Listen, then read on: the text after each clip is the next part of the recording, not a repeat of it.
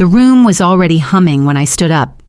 Outside, Manhattan was steel and glass, but inside Redwood's boardroom, the shine came from a wall of screens, charts, projections, the 210 million merger with Stratus Global Data marching across in blues. Brandon Cole was halfway through his pitch, chin up, jaw tight, the kind of posture you practice in a mirror when you've never had to earn it. "I'm going to stop you there," I said. My voice stayed steady. It had to. I've spent 12 years at Redwood Dynamics, building the encryption platform that kept our clients' lights on when markets flickered. I'm Claire Whitford, Senior Systems Architect, 35, Boston-born, Brooklyn-based, and allergic to bad math dressed up as Vision. Brandon smiled without his eyes. "You'll take questions at the end. This isn't a question." I pointed at the revenue bridge on slide 17. "You've double-counted the same throughput savings across 2 quarters. Stratus's regulatory model won't let those numbers pass if we sign off on this. The whole thing comes apart in due diligence." Silence hit like a door slamming. A director coughed. Someone's pen stopped clicking. On the glass tabletop, my reflection looked calm. Inside, I felt the familiar prickle, the part where the woman who does the work is told to sit down and smile. Brandon's cheeks went the color of bad wine. "You're grandstanding. I'm keeping us out of court." He stepped away from the screen, a tight smile, then a laugh that didn't land. "You love playing the hero, don't you?" "Claire." I didn't look away. I love clean numbers. It happened in a heartbeat. He closed the distance, and before anyone could stand, his hand snapped across my face, a slap, loud enough to bounce off the glass and hang there. Gasps hit like a wave. One director looked at the ceiling, another clutched his tablet like a shield. My skin burned, but my spine stayed straight. I tasted copper and cold air. I didn't lift a hand. I didn't give him the scene he wanted. Security moved first, 2 men in dark suits. Brandon cleared his throat, tugged his jacket. "Effective immediately," he said. "You're done here." I smoothed my skirt, picked up my notebook, and looked at the screens one last time, the neat columns, the lies. I'd sat in this room through crashes, probes, midnight calls that bled into sunrise. Deals had died, but numbers had always told the truth. In the hallway, the carpet swallowed sound. Security walked a step behind me, silent. My cheek throbbed. Somewhere below, a horn wailed on 6th Avenue, thin as a thread pulling me forward. He thought he'd ended the conversation with a hand. He thought humiliation would shut the door. He thought a last name was a shield. He thought he silenced me. What he didn't know was that he'd just triggered the one clause that could blow up his $210 million empire. The elevator ride down felt endless, every ding echoing in my ears. But it wasn't the sting on my cheek that hurt most. It was what that slap represented. To Brandon, it was a tantrum. To me, it was every moment I'd been told my work mattered less because I was a woman. I joined Redwood straight out of MIT at 23, still buried in student loans, clutching a badge that barely worked on my first day. Back then, Redwood wasn't the glass and steel giant it is now. We were packed into 2 floors of a converted Brooklyn warehouse, servers overheating in a room that smelled like burnt plastic. No glamour, no billion-dollar valuations, just a handful of engineers betting encryption could be both secure and scalable. I lived on energy drinks and takeout, weekends bleeding into weekdays. I remember crouching under fluorescent lights at 2 a.m., praying our code wouldn't collapse under a bank's overnight stress test. It didn't. AegisNet, the encryption suite I built line by line, became Redwood's backbone. During the '08 crash and the waves of cyberattacks that followed, AegisNet was the reason Redwood survived. My fingerprints were on every line of defense, every patch that kept hospitals, banks, even Pentagon systems online. And then came Brandon. He strolled in years later, slick hair and startup war stories that were really just failures. His resume was a graveyard of wasted seed rounds and half-built apps. But his Instagram looked golden champagne flutes in Tribeca lofts, handshakes at rooftop parties. He'd never carried a pager at midnight, never sat across from a furious client in Singapore at 3 a.m. trying to salvage a contract. And yet, in boardrooms, his voice carried. I lost count of the times I spoke up only to be ignored until a man repeated me, and suddenly it was brilliant. That slap wasn't new. It was just louder, public, impossible to deny. For him, it was a tantrum. For me, it was the last straw. And as I stepped into the lobby, one thing was certain this time. I wasn't going to stay quiet long before the glass towers and boardroom theatrics.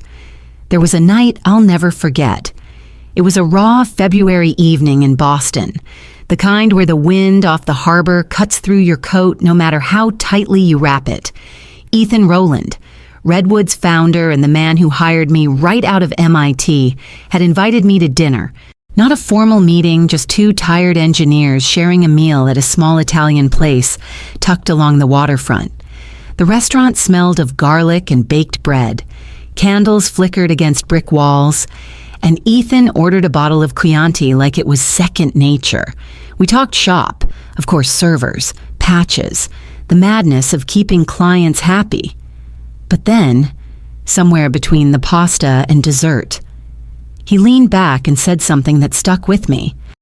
"Claire," he said, his voice steady but softer than usual, "I need to make sure what we've built can't ever be stolen. Not by competitors, not even by our own board." I frowned. Not following. That's when he explained the clause. My annual performance bonus, $92,000, wasn't just a number. Buried in the contract was a provision drafted with Redwood's first legal counsel. If I were ever terminated before that payout, the intellectual property rights for AegisNet would transfer directly to me, not symbolically, legally. I remember setting down my fork, the clink against the plate too loud. "Ethan, that's extreme." He just smiled, weary but certain. "I've been in this business long enough to know storms come. You don't see them until they're on the horizon. One day this clause will protect you, and it'll protect AegisNet." At the time, I thought he was being paranoid. Redwood was steady then, run by people who respected the work. I never imagined someone like Brandon would waltz in years later, slap me in front of a boardroom, and think it was the end of my career. The truth, that moment was the trigger. His tantrum wasn't just humiliation, it was the sound of him signing Redwood's death warrant. By the next morning, the story had already started leaking. I was still nursing coffee in my Brooklyn apartment when the CNBC ticker rolled across the bottom of the screen. Instability at Redwood Dynamics leadership questions arise amid $210 million merger. It didn't take long for the numbers to reflect it. Redwood stock slid 8% overnight, a sharp dip that would have once set off fire drills across the 22nd floor. Phones rang, investors whispered, and suddenly my quiet exit wasn't so quiet at all. Inside the company, the board fractured. I still had friends who sent me texts in hushed tones. "Brandon says you embarrassed him in front of the directors. A few are buying it." To them, I was the woman who disrupted the visionary son in front of outsiders. Respectability politics dressed up as loyalty, but not everyone was fooled.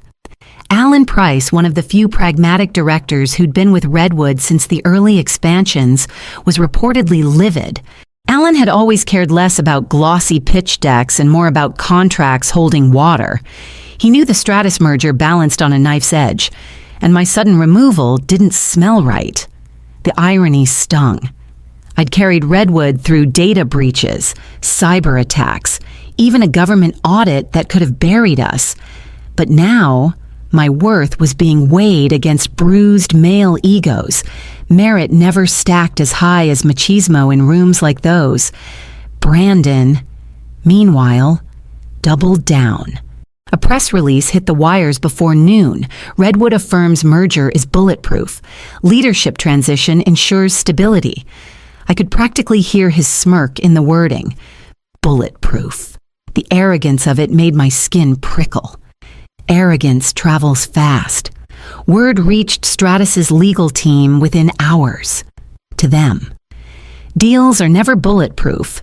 Deals are fragile, bound by clauses and signatures, and one wrong move can unravel years of negotiations.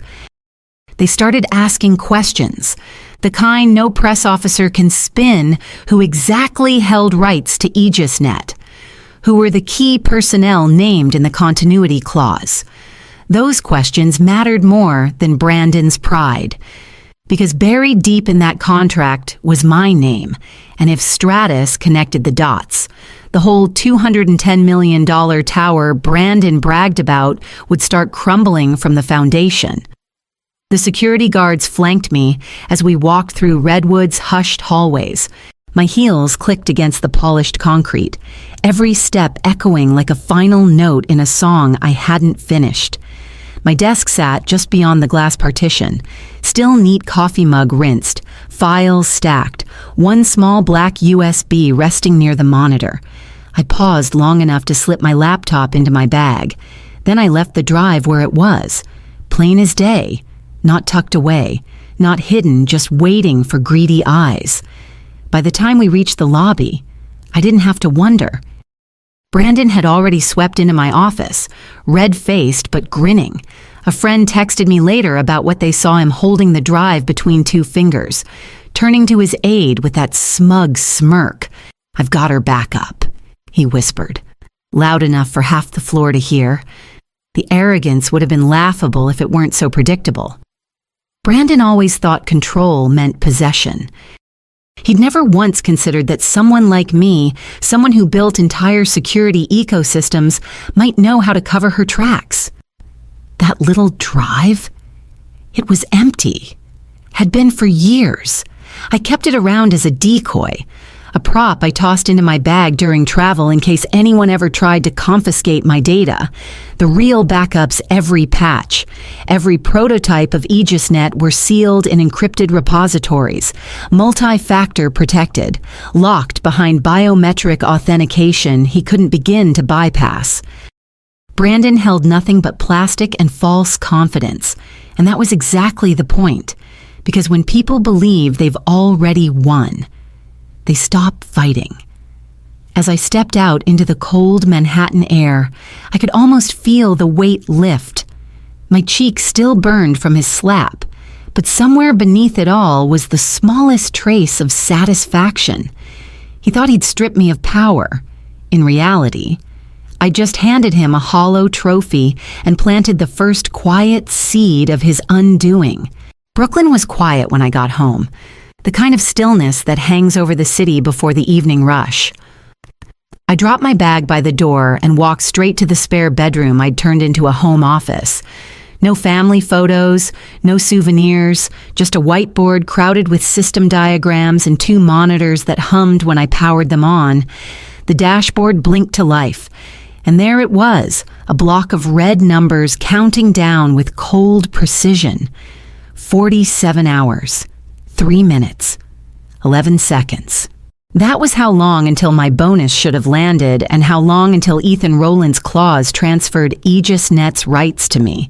Not symbolic, legal, enforceable.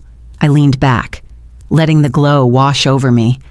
Brandon thought he'd erased me with a piece of paper and a slap. In truth, he'd set a clock ticking that no one, not even his father, could stop. I opened my secure email client, typed a message, and saved it as an automated draft subject: contractual breach notification recipients, Stratus Global Data Legal Department body as of timestamp. Redwood Dynamics no longer holds valid licensing rights to the AegisNet encryption suite. Please review Section 14 of the merger contract. Attached licensing certificate listing Claire Whitford as sole proprietor. The email would fire off the instant the timer hit 0. No button to push, no flourish, just a quiet notice that would detonate a $210 million merger from the inside. For a moment, I thought about warning Brandon, telling him what he'd triggered, handing him a chance to undo it. But then I remembered the sting of his palm, the smug look that followed, the silence of the boardroom as men looked away. No, silence wasn't weakness. Silence was strategy. I shut the laptop, poured a glass of water, and let the ticking numbers echo in my head. I didn't need to shout or prove a point. All I had to do was wait steady, patient while gravity did the rest. The countdown on my monitor ticked into its second day. Less than 24 hours left. I was nursing cold coffee at my kitchen table when the first call came. Unknown number, DC area code. My pulse stayed steady as I answered. Ms. Whitford. This is Elise Harrington, lead counsel for Stratus Global Data. Her voice was deliberate, each word chosen like it had been proofread. We're reviewing the Redwood merger, and a question has come up regarding Section 14. Section 14, key personnel continuity. I leaned back, eyes on the red numbers crawling down the screen. You have the contract, I said evenly. Read it. A pause. The faint shuffle of papers.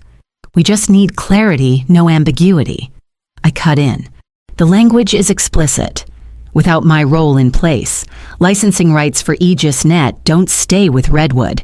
You don't need my interpretation. You need your lawyers to do their job. Her exhale gave her away. That was the sound of someone realizing the floor was already tilting. Understood. Miss Whitford, thank you. The line went dead. I didn't move. I didn't need to. The seed was planted exactly where it needed to be. Not long after, my phone lit again. Redwood's headquarters number. My thumb hovered before sliding across the screen. Claire. What the hell did you do? Brandon's voice wasn't smooth anymore. It cracked like glass under pressure.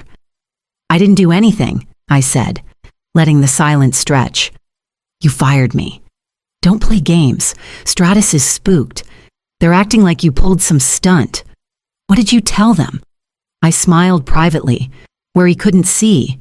I told them to read their own contract. His breathing sharpened. If this merger collapses, it's not if... Brandon, I said, calm as still water. It's when. You lit the fuse yourself. He tried to yell, but the sound broke in his throat. For the first time, volume didn't equal power. It just sounded like fear. The third call came that afternoon. Another unfamiliar number, but I recognized it instantly. Thomas Everett, CEO of Stratus Global Data, Miss Whitford, he began. Formal, but not unfriendly. I wanted to inform you directly. Effective immediately. Stratus is terminating the Redwood merger. I let the words settle. My heart stayed steady. I see, he continued. Our board reviewed Section 14 and the absence of continuity is unacceptable. But there's another matter. We've reviewed your professional record. It's clear AegisNet's success is tied to you, not Redwood. We'd like to propose an exclusive partnership with your firm, Claire Whitford, LLC. I glanced at the countdown clock, just over 20 hours left, each second hammering forward. Brandon thought he'd erased me with a slap and a termination notice. But within 48 hours, his arrogance had vaporized a $210 million deal. And in the wreckage, a door opened, one with only my name on it. By dawn the next morning, my phone was buzzing non-stop with push alerts. The headlines read like a slow-motion car crash, Redwood merger in freefall. CEO's son under fire after contract clause surfaces. By mid-morning, Bloomberg was running a live segment dissecting Section 14 like it was the Rosetta Stone of corporate collapse. Redwood stock tumbled 15% in a single day. For investors, that wasn't just a dip. It was millions evaporating by the hour. Class action murmurs began within hours. Lawyers already sharpening knives on behalf of shareholders who felt duped. The arrogance that Brandon had carried like a crown was now painted as incompetence, plastered across financial papers coast to coast. Then came the video. Someone inside leaked footage from a boardroom meeting. Brandon storming out as red-faced as the day he slapped me. Reporters caught him in the lobby, microphones shoved toward him, questions flying. Did you even read the contract? Why was Claire Whitford fired before payout? His jaw clenched, eyes darting, lips pressed in that thin line people wear when the narrative has slipped away for good. By afternoon, Charles Cole, Redwood's CEO and Brandon's father, was spotted returning from London earlier than scheduled. Cameras caught him striding through JFK with no smile, no wave, just fury etched into his face. For years, Redwood's name had been synonymous with innovation and resilience. Now, it was shorthand for nepotism gone nuclear. A once proud legacy company was burning down from the inside, and I was seated at my kitchen table with a fountain pen in hand, signing papers that mattered. The Stratus contract bore my name alone, Claire Whitford LLC, exclusive rights, direct partnership. No board politics, no glass ceilings, no Brandon Cole. I slid the final page across to my attorney, his nod confirming what the countdown clock had already promised. My work, my product, my future, all finally mine. As I placed the pen down, the irony wasn't lost on me. Redwood was unraveling at the seams, its empire shaken to rubble. While in the same breath I was building something sturdier. The difference between arrogance and preparation had never looked so stark. The email came through just after midnight. The subject line simple, transfer complete. I opened the attached PDF and there it was, black and white, stamped and sealed, intellectual property rights holder, Claire Whitford. My name. No Redwood. No Brandon. No board signatures hovering above me. Just mine. I saved the certificate into my secure archive, double encrypted, and leaned back in my chair. The countdown clock on my monitor had vanished, replaced by a quiet confirmation. No fireworks.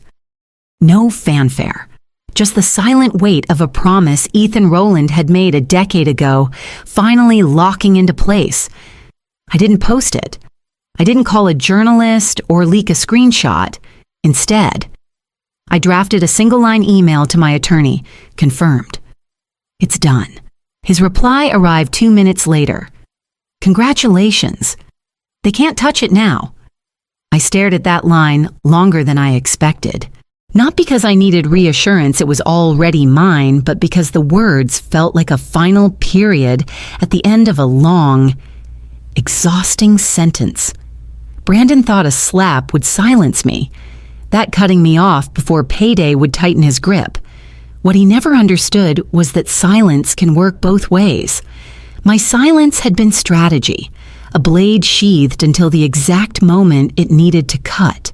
His silence, the laziness of not reading contracts, the arrogance of assuming last names outrank merit that silence destroyed him. I closed my laptop and touched my cheek, remembering the sting that had echoed across the boardroom.